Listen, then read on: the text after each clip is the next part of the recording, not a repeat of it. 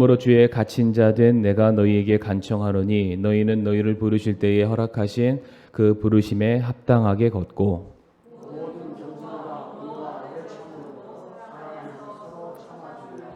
같이 읽습니다. 화평에 매는 띠로 성령이 하나 되게 하신 것을 힘써 지키라. 아멘. 말씀을 위해서 함께 기도하겠습니다.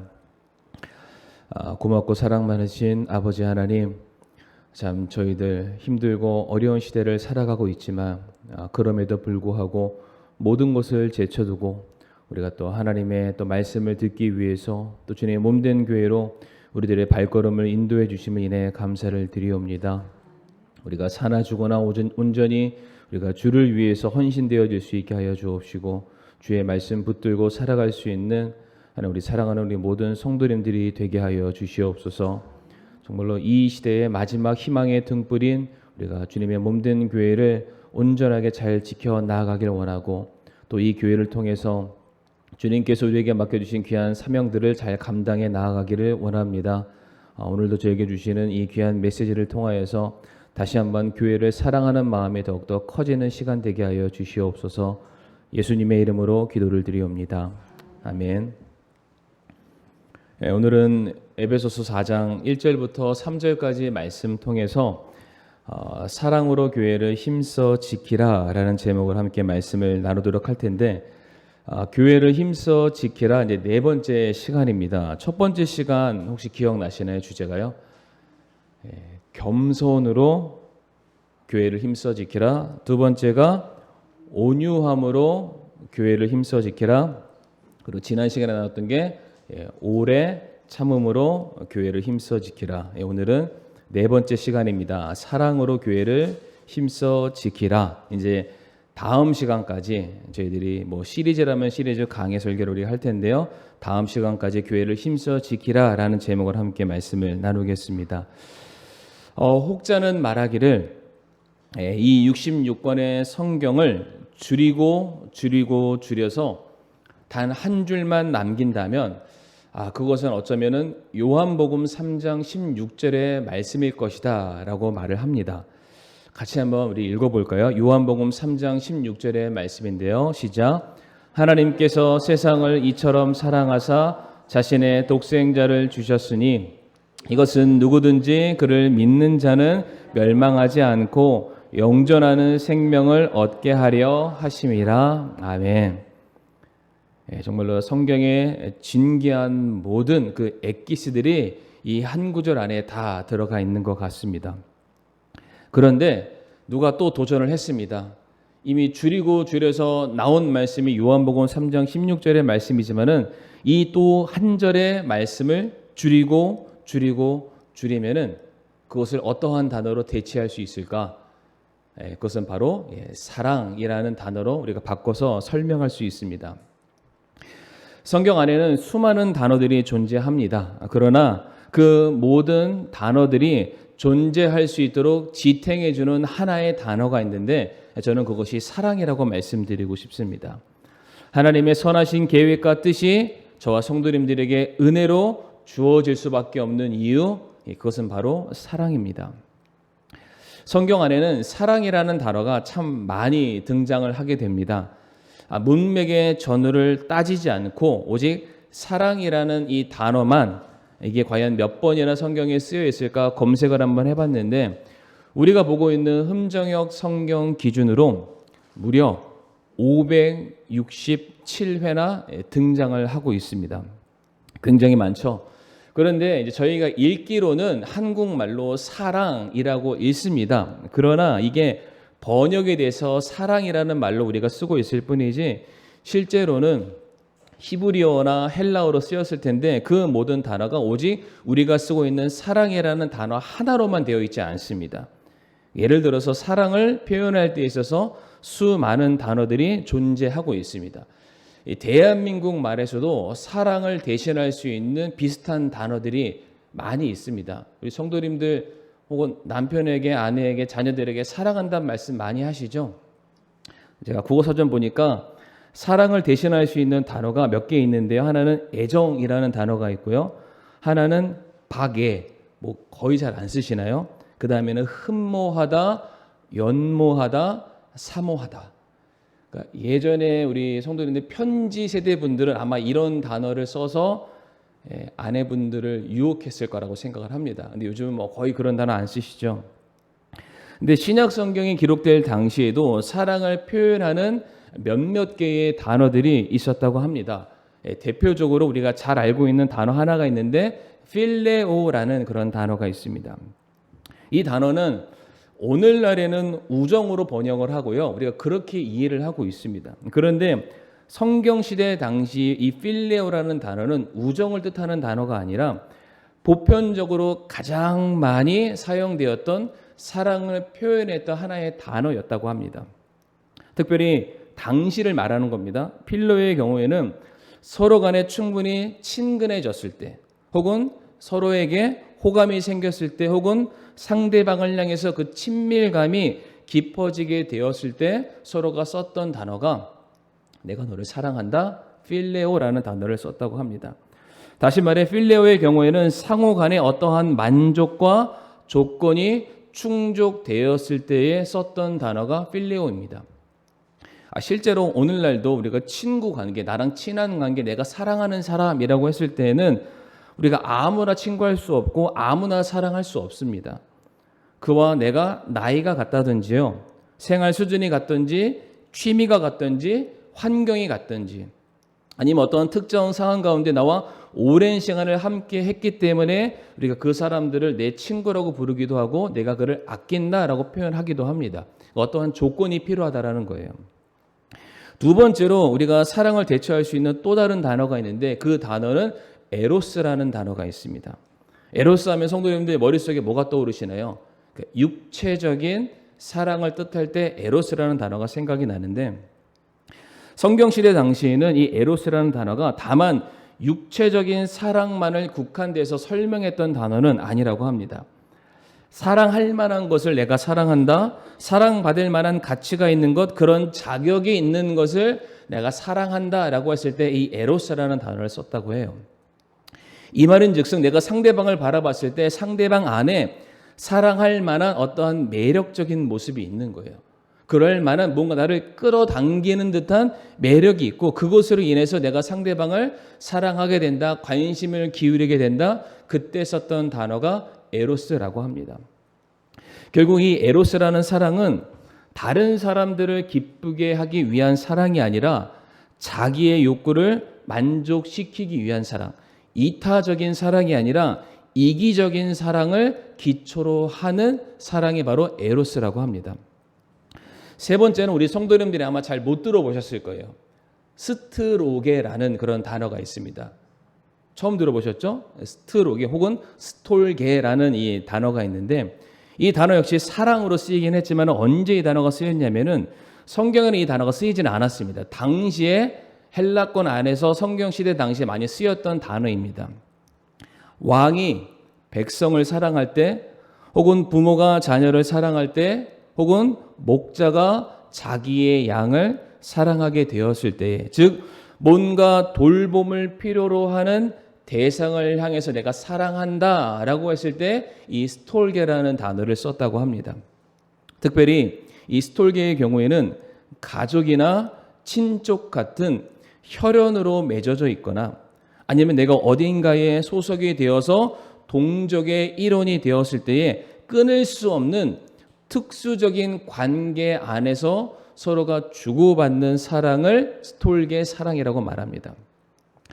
지금 세 번째 말씀드리는 이 스트로게의 사랑은 앞에서 언급되었던 필레오라든지 에로스에 비해서는 한 차원 더 수준 높은 사랑이라고 우리가 말을 할 수가 있습니다. 그런데 이 스트로게의 사랑이 한계가 있다고 합니다. 뭐냐면 서로가 맺어주는 관계가 끊어지게 되거나 더 이상 지속할 수 없을 경우에는 더 이상 사랑을 주거나 받지 않아도 된다라고 되어 있습니다. 그러니까 정말로 내 마음을 다해서 책임과 의무를 다해서 사랑하지만 그 관계가 깨어지는 순간에는 그냥 남남이 되는 게 스트로게의 사랑입니다.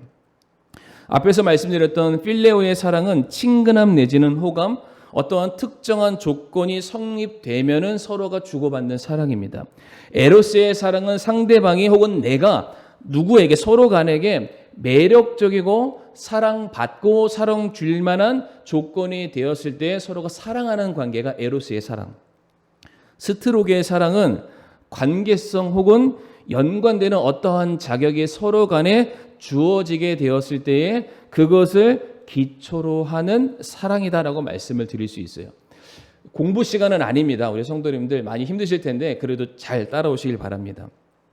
제가 앞에서 말씀드렸던 필레오, 에로스, 스트로게 이 세 개의 사랑의 공통점 내지는 특징을 살펴보게 되면은 사랑은 사랑인데 어떠한 자격이 돼야만 사랑을 합니다. 어떠한 조건이 깔려 있어야만 그것이 충족되었기 때문에 내가 사랑을 주거나 사랑을 받게 된다. 이게 당시에 사람들이 썼었던 사랑을 대신할 수 있는 그런 단어였대요. 자, 이제 질문인데 아직까지 등장하지 않은 성경의 사랑의 단어가 있습니다. 성도님들 뭔지 아시죠? 네, 맞습니다. 예, 아가페라는 그런 단어가 있는데 사실 이 아가페 단어가 처음부터 우리는 지금 너무나도 익숙하고 잘 쓰고 있는 단어지만은 이 단어가 처음부터 성경에 바로 쓰일 정도로 사람들에게 많이 쓰였던 단어는 아니었다고 합니다. 역사를 좀 간단하게 설명을 드리게 되면은 주전 270년경에 구약 성경을 쓰고 있던 유대인들이 이제 시대가 바뀝니다. 이제 그때 나라를 다스리던 나라가 이제 헬라 제국의 나라를 다스리기 때문에 모든 사람들이 공통 언어로 쓰는 것이 헬라어였습니다. 그러니까 사람들이 점차 그들이 쓰고 있는 유대인의 언어를 잊어버리기 시작을 하니까 안 되겠다. 모든 사람들이 성경을 밝히 알고 읽어야 되기 때문에 우리가 성경을 헬라어로 번역하자. 그래서 70명의 유대 학자들을 모아서 성경을 번역하는데 이거는 기억하시면 돼요.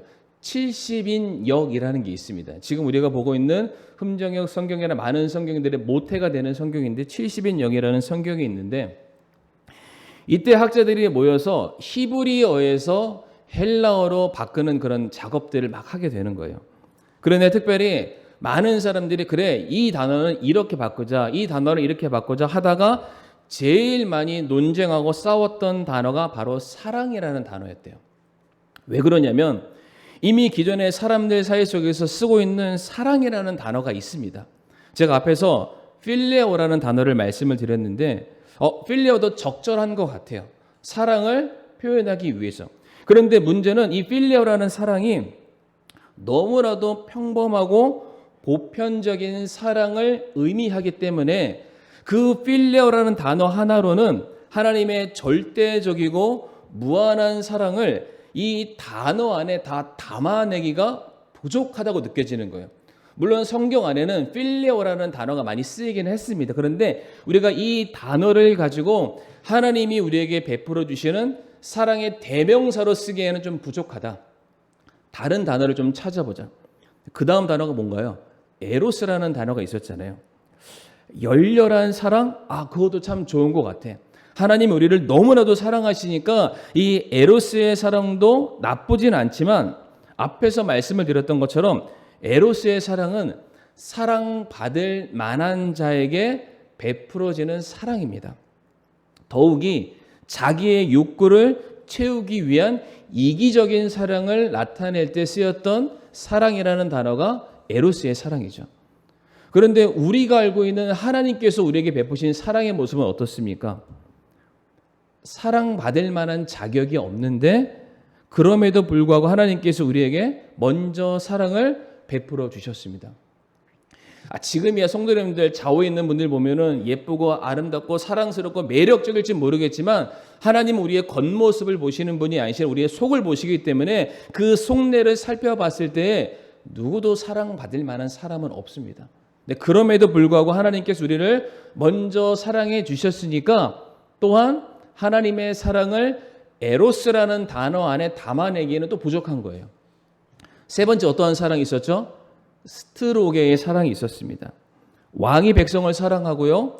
부모가 자녀를 사랑하고 목자가 양을 사랑하는 모습, 돌보는 사랑의 모습이 그래 하나님의 사랑을 대신하기에 부족할 것이 없는 것 같다 생각을 했대요.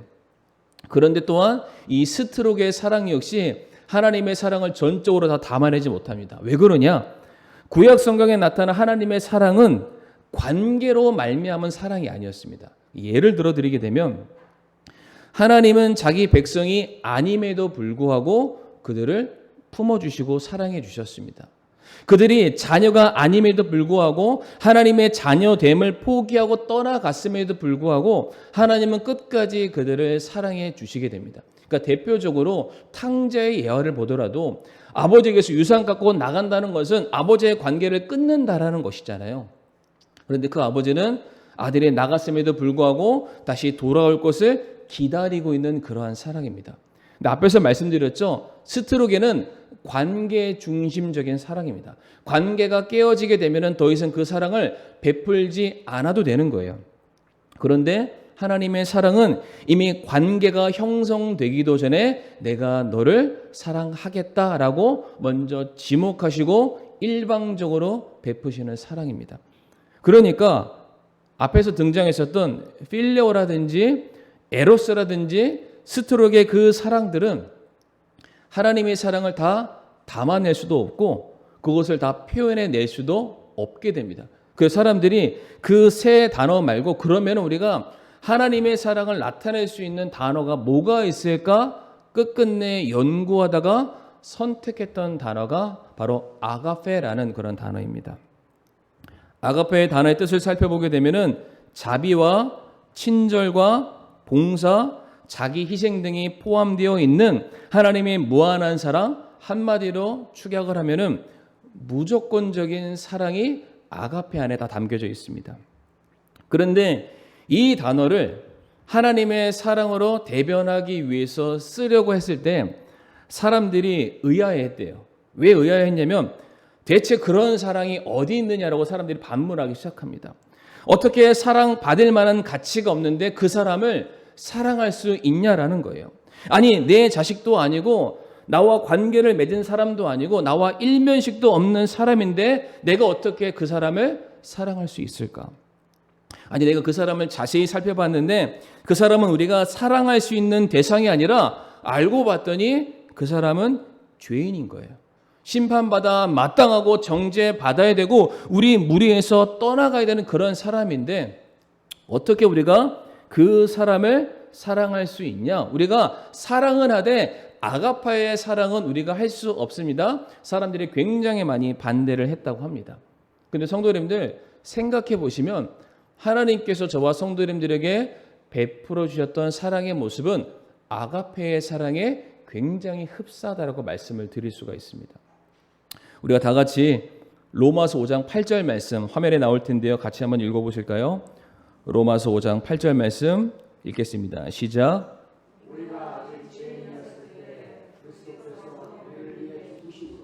하나님께서 우리를 향한 자신의 사랑을 당당히 제시하시느니라. 아멘.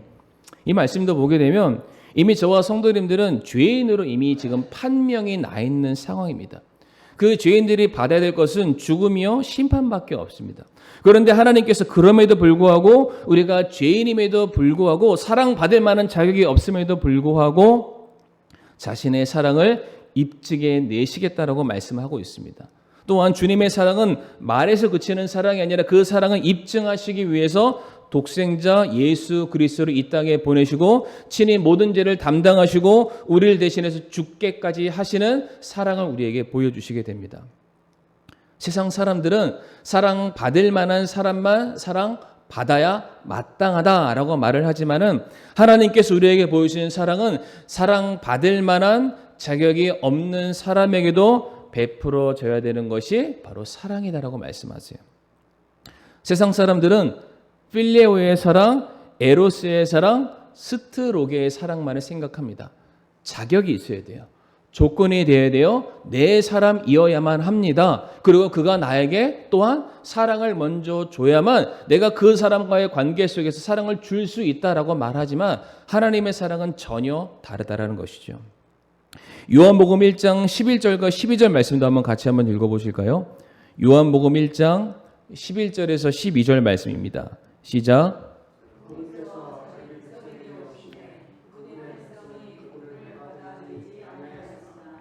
그분을 받아들인 자들, 곧 그분의 이름을 믿는 자들에게는 다 하나님의 아들이 되는 권능을 그분께서 주셨으니 아멘. 11절 말씀 보게 되면 하나님께서 만드신 피조물, 저와 성도님들, 인간들이 창조주를 알아보지 못하고 그분을 영접하지는 않고 오히려 그분을 거부했습니다. 그러니까 이것으로 말미암아 모든 인간들은 마땅히 심판을 받아야 되고 심판의 결과 죽음에 이르러야 되고요. 죽음의 결과 영원한 형벌인 지옥에 가야만 합니다. 근데 그럼에도 불구하고 하나님께서 거기에서 그치지 않고 이어지는 12절 말씀 보게 되면 너희는 나를 거부했지만 주님께서는 자신을 받아들이고 믿는 자들에게 하나님의 자녀가 될 수 있는 길을 계속해서 열어주고 계십니다. 우리는 하나님과의 관계를 거부했지만 하나님은 우리와의 관계를 계속해서 이어나가시겠다는 사랑을 우리에게 먼저 제시를 해 주신 거예요. 그러니까 이건 역시 세상 사람들이 말하는 스트로게의 사랑, 관계적인 사랑, 이미 단절되었지만 어떠한 조건과 대가도 우리가 치를 수 없지만 하나님께서 먼저 우리에게 조건을 제시하시는 거예요. 먼저 우리에게 그 모든 대가들을 치르셨고 먼저 그 관계성을 확 열어주시고 나에게 오라라고 말씀을 하고 계십니다. 이처럼 어떠한 대가나 조건 없이 일방적으로 우리에게 베풀어 주시는 사랑의 모습이 오늘 성경이 우리에게 말하고 있는 바로 아가페의 사랑입니다. 사랑받을 만한 가치도 없음에도 불구하고 사랑을 받을 만한 자격이 없음에도 불구하고 하나님께서 먼저 사랑해 주지 않으시면은 사랑받을 기회조차 없는 죄인들을 향해서 먼저 베푸시는 일방적인 사랑. 성도 여러분들, 이와 같은 사랑은 그 어떠한 것으로도 저희들이 갚을 길이 전혀 없습니다. 이 땅에 누구도 하나님께서 우리에게 부여해 주신 그 사랑을 동등한 값으로 갚아낼 수 있는 사람이 아무도 없습니다. 어떠한 조건으로도 성립될 수 없는 일방적이고 이타적이고 무조건 사랑이 바로 하나님께서 저와 성도님들에게 베풀어 주신 사랑이에요. 자, 이와 같은 관점에서 오늘 본문 말씀 에베소서 4장 2절 말씀 성도님들 한번 보시길 바랍니다. 오늘 본문 에베소서 4장 2절 말씀 뭐라고 되어 있습니까? 사랑 안에서 서로 참아주며 라고 되어 있죠. 여기서 사랑이 무슨 사랑일까요? 필레오일까요? 에로스일까요? 스트로게일까요? 아니면은 아가페일까요? 뭐 두말할 거 없죠? 아가페의 사랑입니다. 사랑 받을 만한 자격이 없지만 그럼에도 불구하고 사랑해야 함을 명령하셨던 주님께서 바로 그 아가페의 사랑으로 옆에 있는 성도를 무조건적으로 사랑해주고 용납하고 받아주고 네 몸처럼 여겨라 라고 명령하고 계십니다. 우리는 사랑받을 만한 자격이 있어야 돼요. 우리는 그 사람이 나한테 사랑을 줘야만 합니다. 나와의 관계 속에서 나를 배신하지 않고 나에게 일방적으로 날마다 응원하고 격려해주는 그런 사람에게만 사랑을 베풀고 싶어하는 게 우리의 마음인데 주님께서 우리에게 명령하신 것은 그러한 사랑은 다 뒤로 밀어두고 아가페의 사랑을 실천하라고 말씀하고 계십니다. 아마도 이러한 사랑을 베풀라는 주님의 명령에 이러한 마음이 들 수 있습니다. 주님께서 말씀하신 거 제가 다 알겠습니다. 그런데 주님, 저 사람은 용납을 받을 만한 가치가 없는 그런 사람인 거 아시잖아요. 저 사람 사랑받을 만한 자격이 없다는 거 아시잖아요. 저 사람이 제게 어떻게 하는지 주님 다 아시고 제가 저 사람 때문에 얼마나 고생 많이 했는 거 주님 다 아시잖아요. 제가 저 사람 때문에 상처받았고요.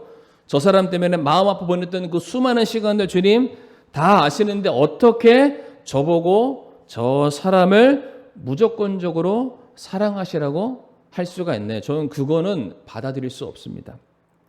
그런데 주님의 말씀이 뭐냐면은 그러니까 사랑해 주라라고 말씀하고 있습니다. 그 사람이 정말로 누구에게도 사랑받을 만한 자격이 없으니까 그러니까 그 사람 사랑해 주라고 우리에게 명령하고 계십니다. 성도님들, 우리가 사랑받을 만한 자격이 있는 사람을 사랑하는 거는요, 교회가 아니어도 어디나 다 할 수 있는 것들입니다. 마태복음 5장 46절과 47절 말씀 한번 보겠습니다. 마태복음 5장 46절에서 47절 말씀 같이 한번 읽어보실까요? 시작.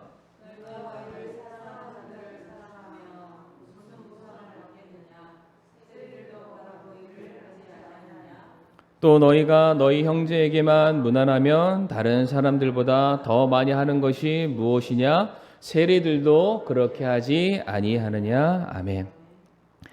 주님이 말씀하시기를 사랑할 만한 사람만 사랑하는 것은 우리에게 아무런 보상이 없다라고 말씀을 하십니다. 왜? 그러한 사랑은 다른 사람들도 이 세상도 주님께서 책망하셨던 세리와 같은 사람들. 세리가 어떠한 사람들입니까? 자기의 이익을 위해서라면 나라도 팔아먹는 사람이 세리였는데 그런 사람도 자기가 사랑하는 자기 친구, 자기 이웃, 자기 가족들은 사랑하는 그런 사람이다.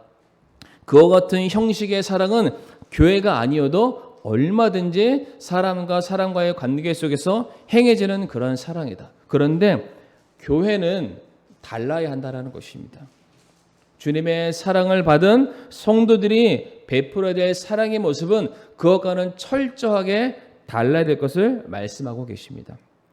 그 사랑은 억지의 실천이 아니라 우리가 먼저 받았던 주님으로부터 우리에게 임한 일방적이고 무조건적인 사랑이기 때문에 우리도 두말하지 말고 빚진 자의 마음으로 우리가 먼저 사랑할 것을 우리에게 명령하고 계십니다. 성도님들, 교회는 형사기관도 아니고 법원도 아닙니다. 교회는 결코 사람들의 잘잘못을 따지고 죄질의 경중을 따져서 그 사람을 향해서 너는 죄인이다 올무를 뒤집어 씌우고 그 사람을 책망하고 정죄하기 위한 그러한 기관이 교회가 아닙니다. 누가 보더라도 용납받을 수 없는 자이고 사랑받을 것이 없는 자, 바로 그 사람을 향해서 더더욱더 사랑을 베풀어야 되는 곳이 바로 교회이고 저 우리 사랑하는 성도님들입니다. 그 사람이 자격이 없으니까, 가치가 없으니까, 그래서 어디에도 사랑받을 만한 길이 없는 사람들이기 때문에 우리는 더더욱더 그 사람을 사랑해야만 하는 것입니다. 세상에서는 결코 찾아볼 수 없는 어떠한 관계를 맺어서가 아니라 그 사람에게 사랑받을 만한 어떠한 조건이 있어서가 아니라 그 사람은 여전히 부족하지만 여전히 미천하지만 그럼에도 불구하고 우리가 먼저 받은 주님의 사랑을 그 사람에게 베풀게 되었을 때에 바로 그 자리에서 주님의 사랑이 이 세상에 밝히 드러나게 될 것이고 정말로 더 많은 사람들이 주님께로 돌아오는 놀라운 역사가 일어나게 될 것입니다. 이 시간 이제 말씀을 마무리할 텐데 우리가 한 가지를 좀 생각해 보길 원합니다. 이제 뭘 생각해 보길 원하냐면, 그러니까 우리 교회가 이제 부흥하고 성장했을 때 한번 그때 과거를 한번 생각해 보시길 바랍니다. 우리가 어떠한 모임과 친교를 나누게 되었을 때에 참 그때 그 순간이 우리에게 너무나도 복됐다, 너무나도 즐거웠다, 그때가 참 좋았다라는 그런 기억이 성도님들 머릿속에 아마 몇 개쯤은 있으셨을 거예요. 그런데 그와 같은 시간들과 그와 같은 모임들과 놀라운 부흥의 역사가 가능했던 이유가 우리 성도님들 뭐라고 생각하십니까?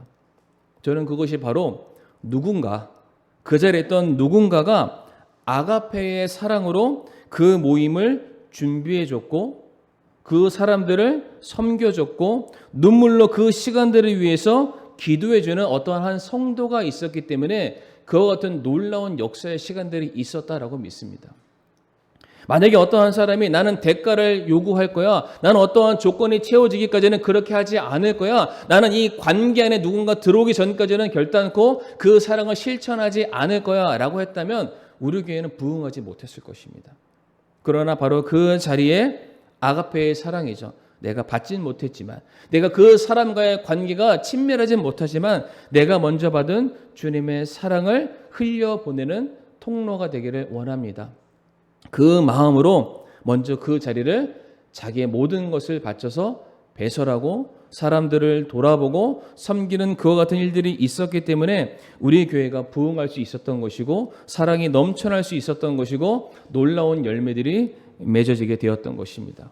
아울러서 오늘날 저와 성도님들이 이와 같은 모습으로 그나마 신앙생활을 한다, 그리스도인이다, 우리가 교회의 성도다라고 자부할 수 있는 것은 누군가가 이 오랜 시간 나의 실수와 나의 연약함을 용납해 주는 사람들이 있었다라는 거예요.